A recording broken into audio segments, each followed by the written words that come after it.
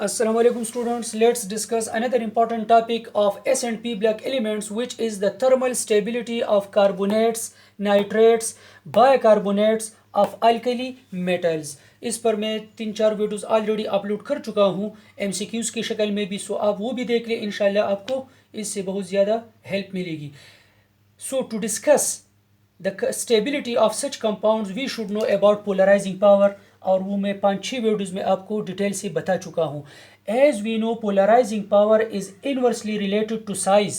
Polarising power is directly related to charge density, and polarizing power is inversely related to the thermal stability of a compound. Now let's discuss the trend of the cation polarizing power of first A group: lithium ion, sodium, potassium, rubidium, cesium, francium, etc. As we go down the group, charge तो सारों पे +1 है, but due to increase in size its charge density क्या होती है? कम होती है. Charge density means charge to size ratio. So due to increase in size, the charge density as a whole decreases. And जब charge density decrease होती है तो क्या decrease होगा? Polarizing power decreases. And when the polarizing power decreases down the group, so stability of these compounds will obviously what? Increases. Now discuss the stability. So सबसे पहले आपको ये points जहन में होनी चाहिए, फिर आपको easily समझ में आएगी.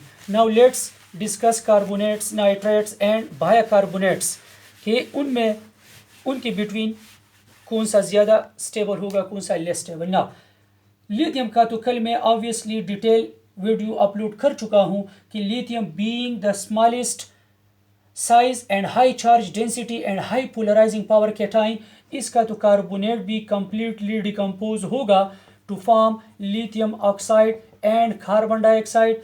इसका नाइट्रेट भी कंप्लीटली डिकम्पोज होगा to form lithium oxide, nitrogen dioxide.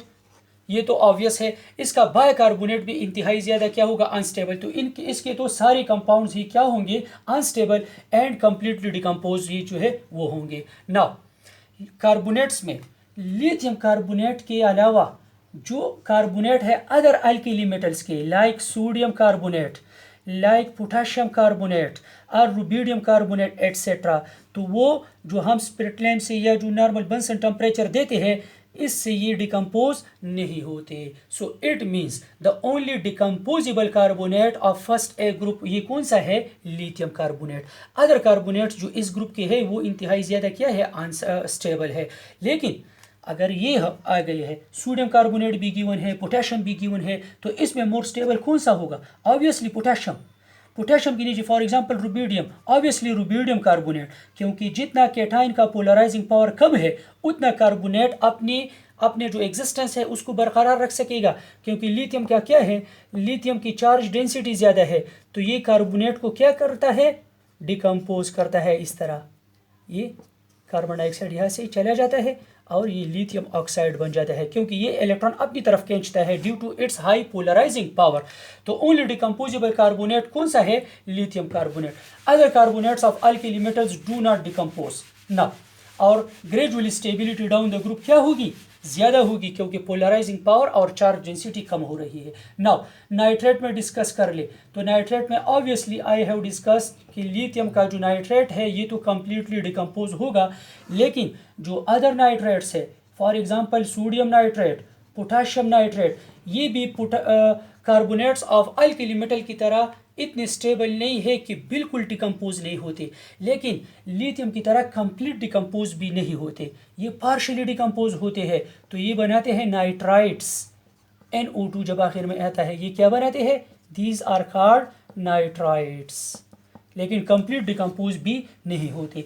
इनके अलावा जो अदर ये जो है बायकार्बोनेट्स या hydrogen carbonate, lithium hydrogen carbonate, sodium bicarbonate, potassium bicarbonate, so ये तमाम जो है ये डिकम्पोज होते हैं.